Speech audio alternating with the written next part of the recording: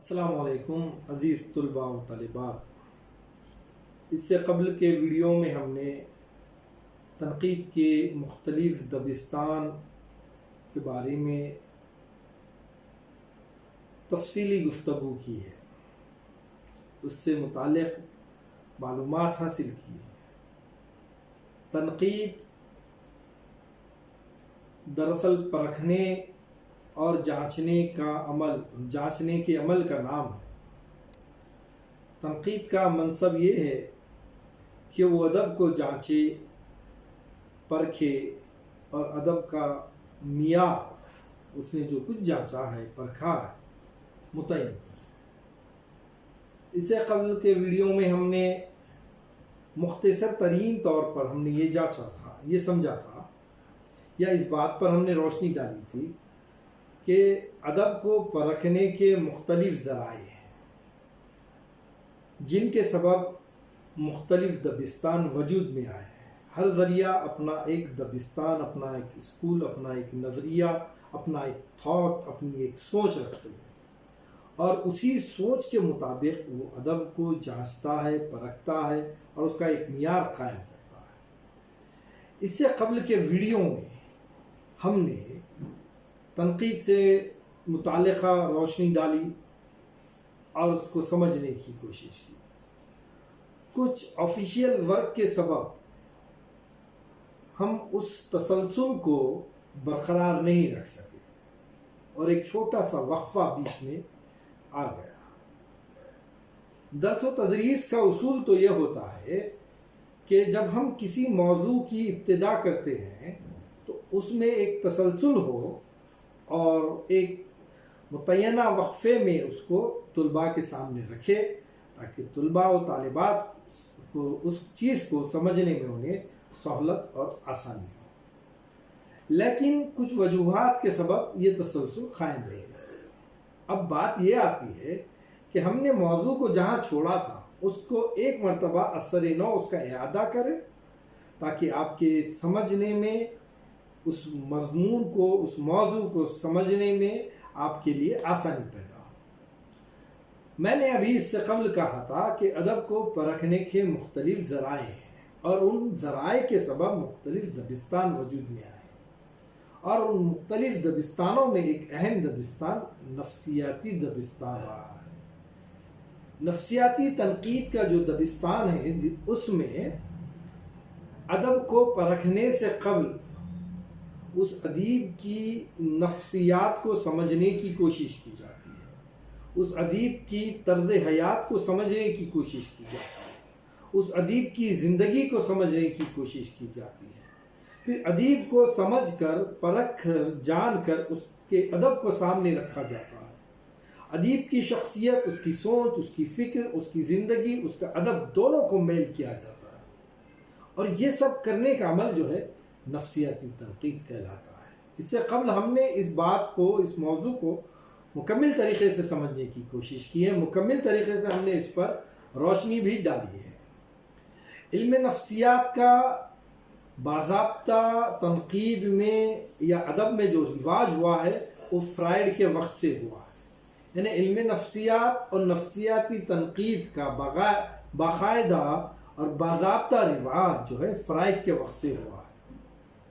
اس سے قبل بھی ہم یہ بیان کر چکے ہیں کہ ادب کو ادیب کی زندگی کے حوالے سے پرکھنے کا یہ جو رجحان ہے یہ بہت ہی قدیم رجحان ہے، بہت پرانا رجحان ہے، لیکن اس کی واضح اور صاف اثر ہمیں آئی اے ریچرڈ اور سی کے ایگڈن کے یہاں دکھائی دیتے ہیں۔ اب یہ جو ریچرڈ تھا، اس کے خیال کے مطابق ادب کا مقصد کیا ہے؟ اب بقول ریچرڈ کے خیال کو، اس کے تھاٹ کو، اس کے قول کو میں آپ کے سامنے کہہ رہا ہوں کہ قاری کے ذہن میں متوازن نفسیاتی کیفیت پیدا کرنا ادب کا نام ہے۔ یعنی ریچرڈ کہتا ہے کہ قاری جب کسی ادب کو پڑھے تو اس کے ذہن میں ایک نفسیاتی کیفیت پیدا ہو، اور وہ نفسیاتی کیفیت پیدا کرنے کا کام اس ادب کا ہے۔ ریچرڈ نے ادب میں نفسیات کی امپورٹنٹ، ان کی اہمیت کو ایکسیپٹ کیا ہے، اس کو تسلیم کیا ہے، لیکن اسے وہ اعتدال اور توازن کے ساتھ، بیلنسنگ کے ساتھ پیش کرنا چاہتا ہے۔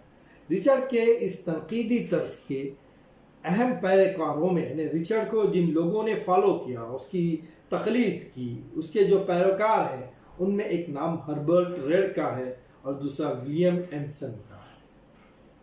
اب جب ہم مغربی تنقید سے مشرقی تنقید میں آتے ہیں تو ہمارے پاس بھی ایک اہم نام ہے جس کا نام ہے سلیم اختر۔ ان کی رائے ہے کہ دیگر نفسیاتی نقادوں کے مقابلے میں کولرج میں زیادہ گہرائی نظر آتی ہے۔ وہ رچرڈ سے زیادہ اہمیت کولرج کو دیتے ہیں کیونکہ اس کے اندر دیگر فلسفے کا رچا ہوا شعور موجود تھا اور وہ جرمن فلاسفروں سے بہت زیادہ متاثر تھا۔ فلسفے نے اس کے تحلیلی ذہن کو مزید جلا بخشا، یعنی کولرج نے جو اپنے تھاٹ پیش کیے تھے اس میں ایک اہم تھاٹ تھا تحلیلی ذہن، اس کا جو یہ نظریہ تھا اس کو مزید جلا بخشی تھی، اور اس طرح جدید نفسیت سے کہیں پہلے اس نے آج کی نفسیاتی ادب یا آج کی نفسیاتی ادبی مباحث کی داغ بیل ڈالی تھی۔ ہم پہلے بھی یہ جان چکے ہیں کہ نفسیاتی تنقید کی باضابطہ ابتدا فرائڈ کے نظریے نفسیات کے اشاعت کے بعد ہوئی ہے۔ فرائڈ نے ادب میں نفسیات کے جو نظریات ہیں ان نظریات کی کافی اہمیت ہے۔ ورجینا وولف کی ادبی تنقید میں فرائڈ کے مخصوص نظریے کی نمائندگی بھی نظر آتی ہے۔ فرائڈ انسانی نفسیات کا ایک ماہر ڈاکٹر تھا۔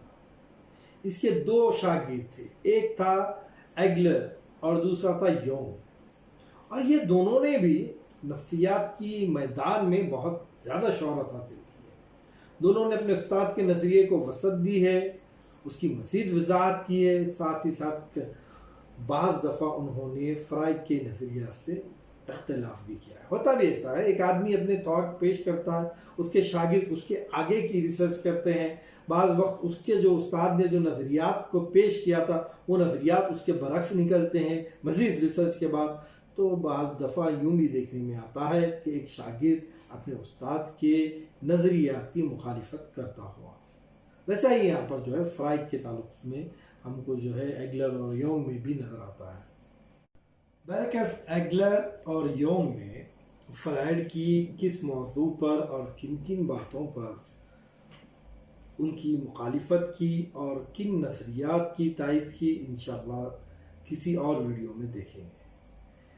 اس لیکچر میں ہم یہ دیکھنے کی کوشش کریں گے کہ اردو تنقید میں نفسیاتی نقطہ نظر کو سامنے رکھ کر اب تک کن لوگوں نے کیا کیا لکھا ہے۔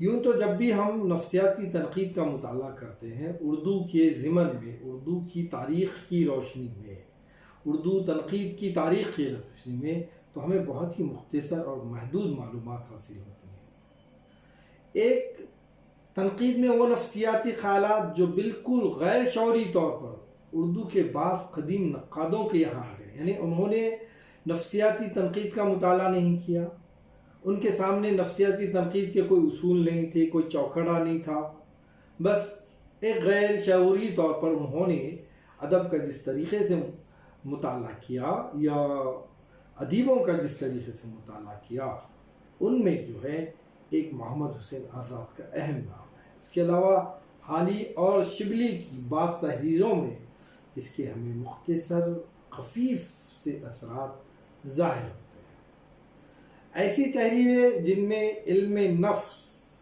یا نفسیات سے عمدن خاص طور پر بحث کی گئی ہے، لیکن یہ اس وقت کی تحریریں ہیں جب اردو تنقید میں فرائڈ، ایگلر اور یونگ کا تعارف بھی نہیں ہوا تھا، یعنی اردو کے تنقیدی دبستانوں میں یا اردو کے تنقیدی میدان میں یا اردو کے نقادوں میں ایگلر، یونگ، فرائڈ، ان کے نظریات یا نظریات سے متعلق باتیں یہ بھی متعارف نہیں ہوئے تھے، لیکن ان لوگوں نے، جیسے میں نے ابھی جن لوگوں کے نام لیے، شبلی اور دیگر اور نقادوں کے، ان لوگوں نے نفسیاتی نظریات سے متعلق کچھ نہ کچھ اپنے خیالات پیش کر چکے تھے۔ ایسے اور دیگر اردو نقادوں میں اہم نام وحید الدین سلیم اور مرزا محمد ہادی رسوا کے کافی اہمیت رکھتے ہیں۔ گو کہ ان دونوں کی اس موضوع پر، یعنی کون سے موضوع پر؟ نفسیات کی موضوع پر کوئی باضابطہ تنقیدی کتاب نہیں ملتی۔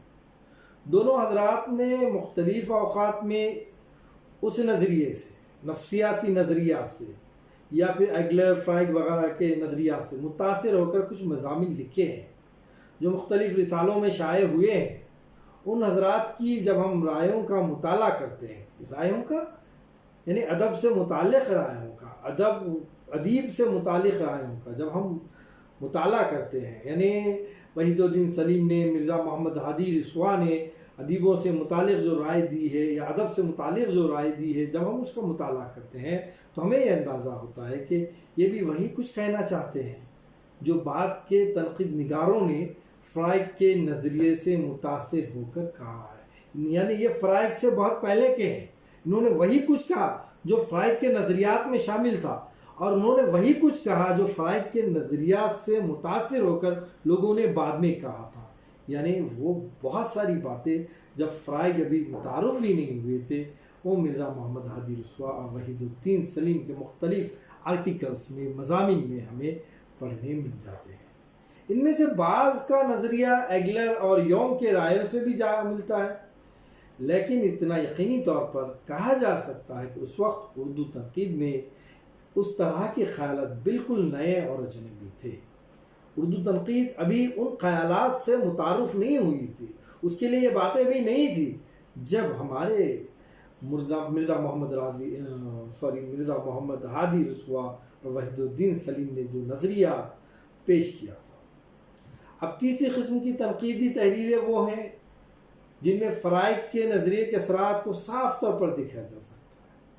ایک فرائڈ سے قبل کے ہیں، ایک فرائڈ کے ابھی فرائڈ متعارف نہیں ہوا تھا، تو تیسری قسم وہ ہے جن میں فرائڈ کے نظریے کے اثرات صاف طور پر دیکھے جا سکتے ہیں، اور اس میں ایک سب سے اہم اور پہلا نام ہے میرا جی کا۔ میرا جی وہ ایک اہم شخصیت ہے اردو تنقید کی جس نے نفسیاتی تنقید کو اردو میں باضابطہ اور اصولی طور پر متعارف کرایا ہے۔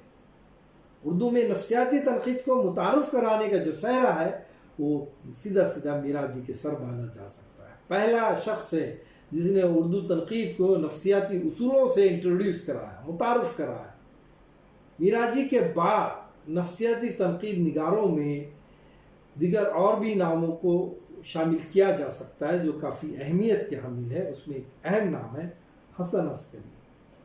اس کے بعد رفیع الزماں، وجیہ الدین احمد، آفتاب احمد، شیر محمد اختر، ریاض احمد، فراق گورکھپوری، ڈاکٹر سید عبداللہ، وزیر آغا، محمد حسن، غلام حسین اظہر، شبیہ الحسن، قمر رئیس وغیرہ، ان لوگوں نے نفسیاتی تنقید میں بہت زیادہ اضافہ کیا ہے۔ انشاءاللہ اور نفسیاتی تنقید سے متعلق دیگر باتوں کو دوسرے پیریڈ میں یا دوسرے لیکچر میں ہم شامل کریں گے۔ آج کے لیے اتنا ہی کافی ہے۔ شکریہ۔